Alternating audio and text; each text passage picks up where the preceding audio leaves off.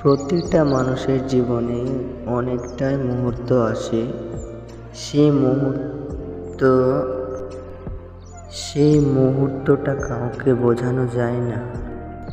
আবার নিজেও সহ্য করা যায় না। এই মুহূর্ত নিজেকে খুব অসহায় মনে হয়, আবার খুব একা লাগে। তখন মানুষ ভুল ডিসিশন নিয়ে ফেলে, বুঝে উঠতে পারে না তখন সে কী করবে। আসলে এইরকম মুহূর্তে আসা খুব জরুরি। ওই সময় মানুষকে ভালোভাবে চেনা যায়, কারা পাশে ছিল কারা পাশে নেই।